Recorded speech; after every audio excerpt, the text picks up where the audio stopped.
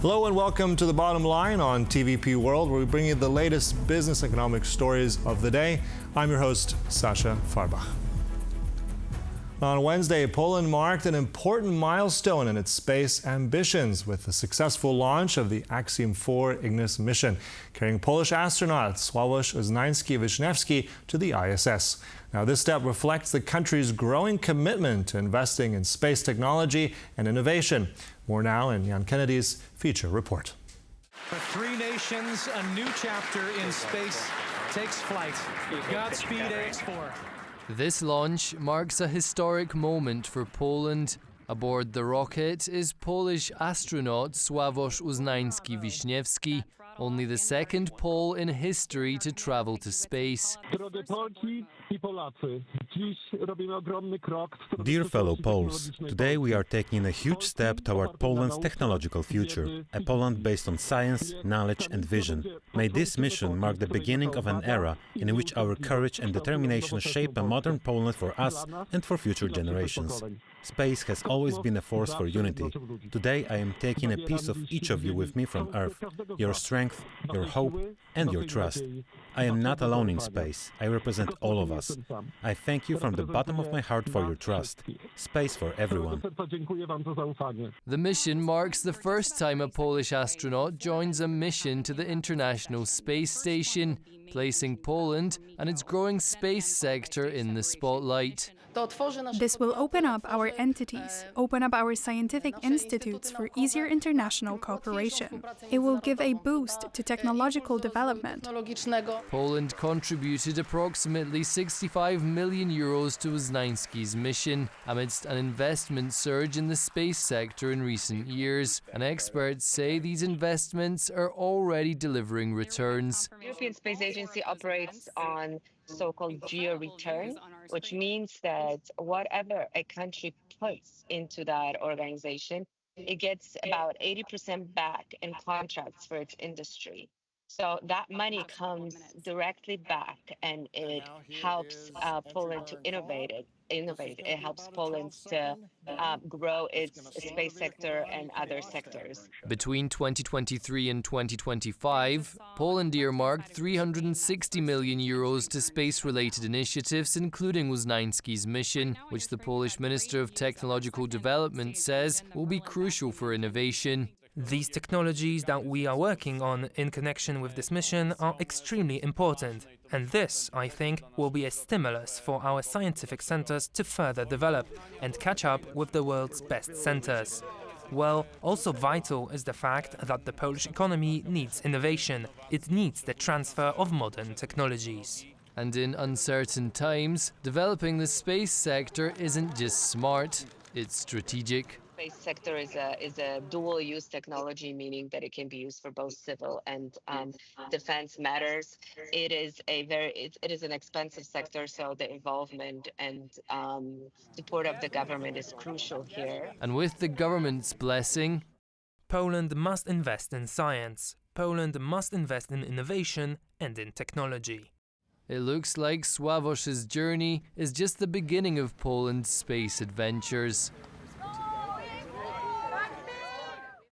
And now to discuss Poland's evolving role in the space sector and what that means for the nation's future economic and technological development, let me welcome our guests in the studio, Kinga Gruszecka, Space Lead CGI. Thank you so much for coming and joining us here today. Thank you for having me. So let's get started in terms of this historic event. Today, it's the launch, the second Pole in space. What does that really signify right now for the space industry and for Poland's role and potentially for Poland's future in all this? Oh gosh, so many things. Like, it shows our ambitions, but it also shows our way. The way that we already did, where we are. And I think that it's not only about Polish space sector, although many people will find out that we have a space sector in Poland, but it's also about inspiring kids, teenagers, and maybe adults to take something out of space. Maybe it will be a future career, or maybe it will be using space data, like Earth observation, navigation, to overcome some challenges or create new products or improve the products. So there are so many ways, but yes, today it's historical moment, very emotional day, at least for me, and I think for many space professionals, also those who represent companies and research institutions that were working on experiments that are with Sławosz heading to ISS. Yeah, and on those experiments, I think there's 13 in total that he'll be conducting. Tell me a little bit more about that, because I mean, some will be, I think, about the future of growing food. Give us a little breakdown, and what kind of companies are involved with all this?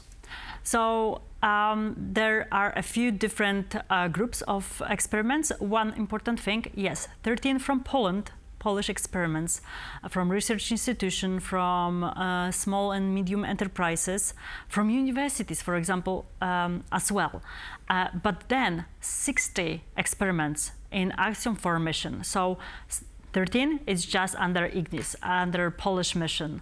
And 60 are from Hungary, from India, and then from international partners who wanted to take the liberty of what Axiom 4 and what ISS as the largest laboratory that we have brings, the possibilities that it brings. When it comes to Polish experiments, worth mentioning is also that there would be many for education.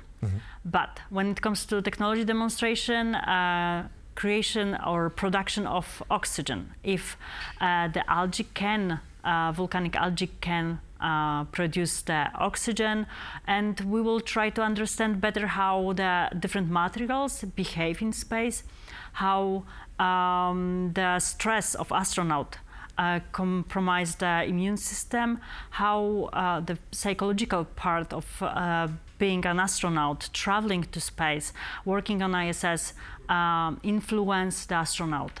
So many different examples of the technology and how it can be used for future space missions, but also how it can provide better understanding, better products, for example, here on the Earth.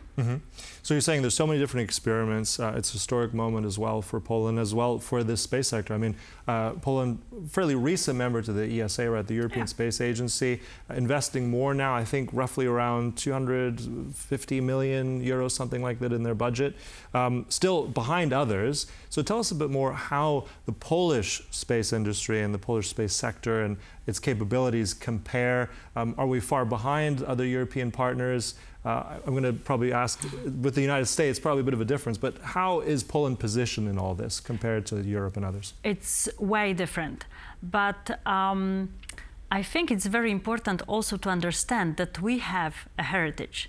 We have a long history of space exploration, working on instruments that are helping us to understand better the universe, and working on the state of the art of the science that we have. So we have a long history here that we built with, I would say, previous partnerships, before 1989.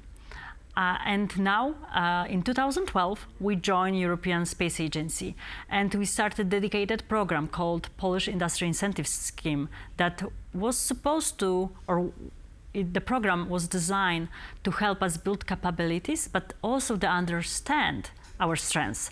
And we have breaking technology in, for example, AI and autonomous rovers, in understanding how future mission can move. We have a great engineers that work on, for example, mechanisms. We often in space sector say that our mechanism went up to Mars with NASA, and the same with sensors.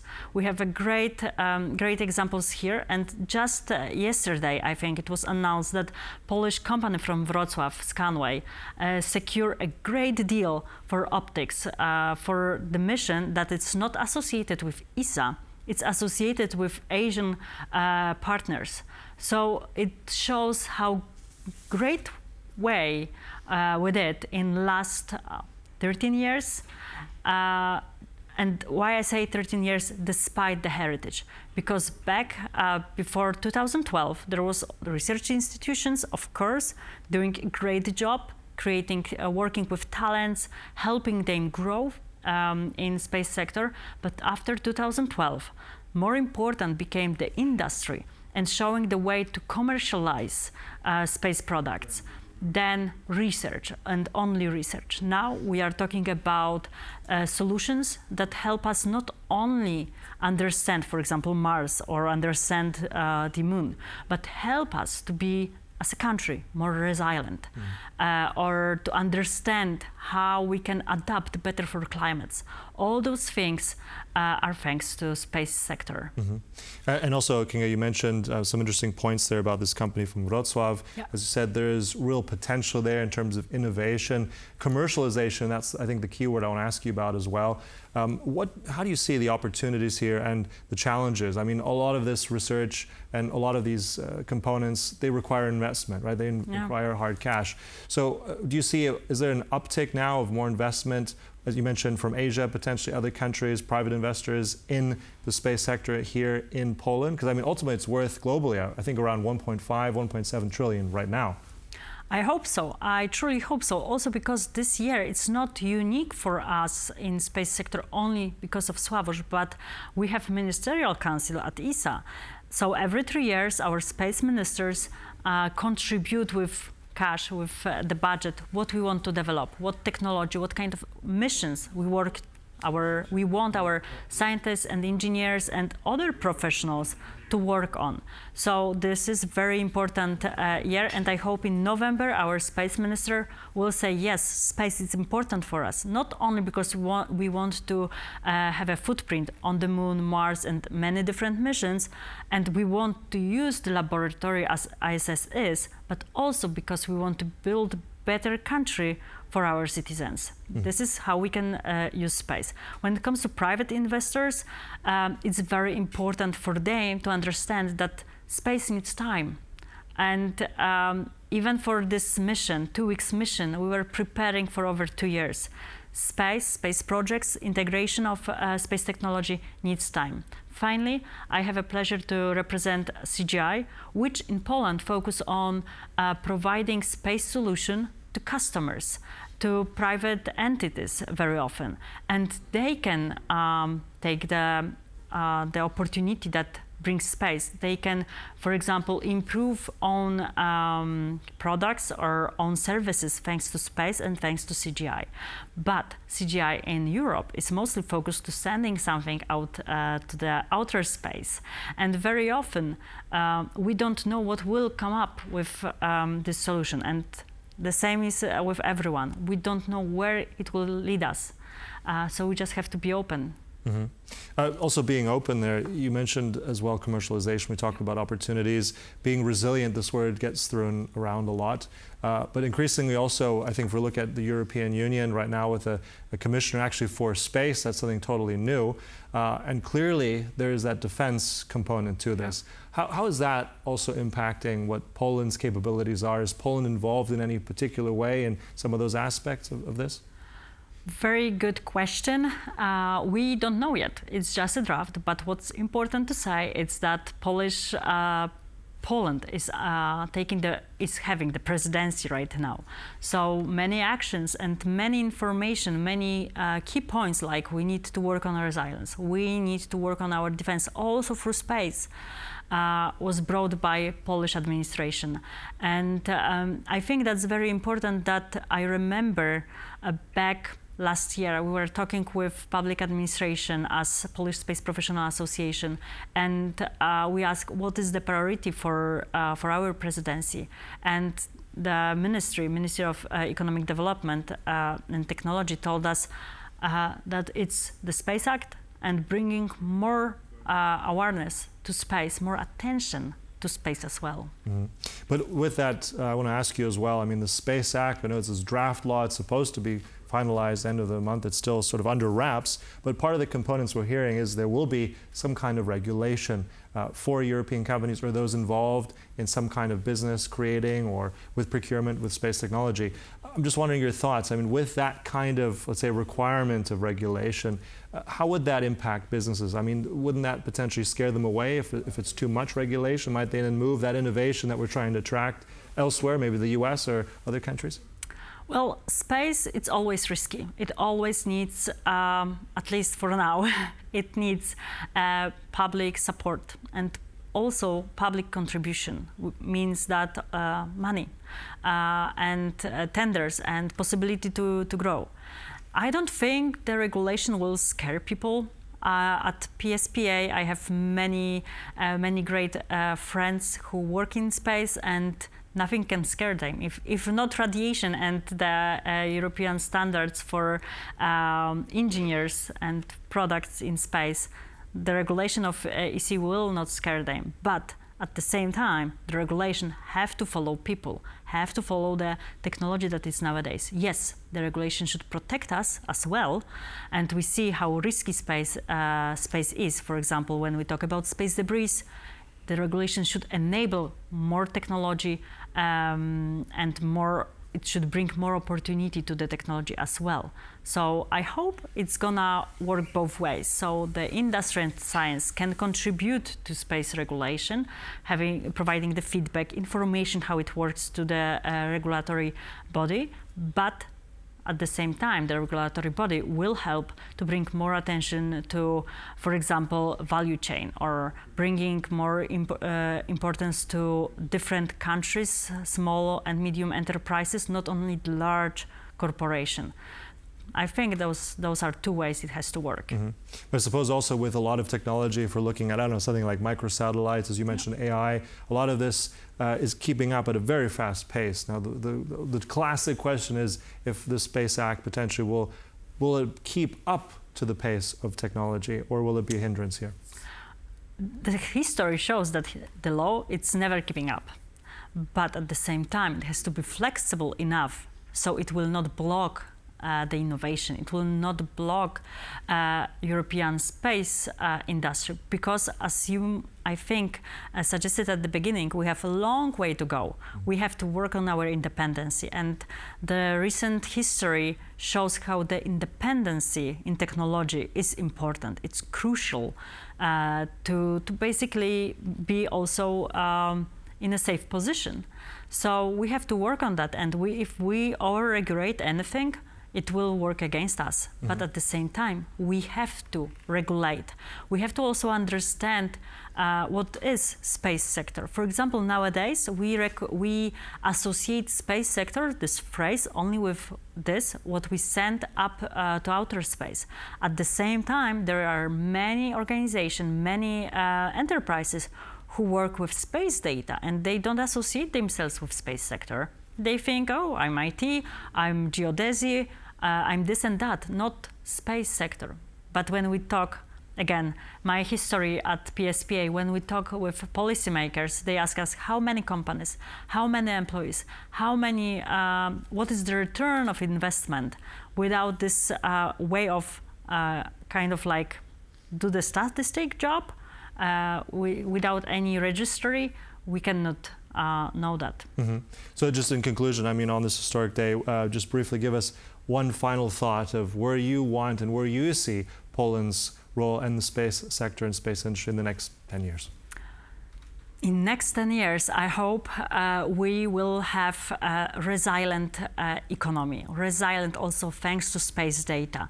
We will have a solution for losing GNSS signal that is also helping us, for example, to flight. We will have space flights that we can contribute to with our science, with our people, and great talents. At the same time, we will have a true understanding of what space might bring us. Mm-hmm. We will have great products thanks to investment in space. Okay. And maybe a spaceport in Poland, or is that in 20 years? No, I don't think it will work. I mean, it will, but if it's economically wise, the position in our geography, it's working against us. But we don't have to have that. We have to just contribute, for example, to Guyana spaceport, so the spaceport that is European Space Agency, or we can do a great amount of other stuff, like, for example, the mission to the moon, or having crisis management center here in Poland. I know this discussion is ongoing. I know there are many needs in space sector, and we have a great people to work with that. Okay, so as I think a famous astronaut once said, one small step for man, but a big leap here for Poland in a good way. It is, okay. It is. Great. Well, look, thank you so much for all that. Really enjoyed that insight. Thank you so much, Kinga Grzycka, there on this very historic day for space and for Poland. Thank you. And thank you for watching. That concludes our interview here on The Bottom Line.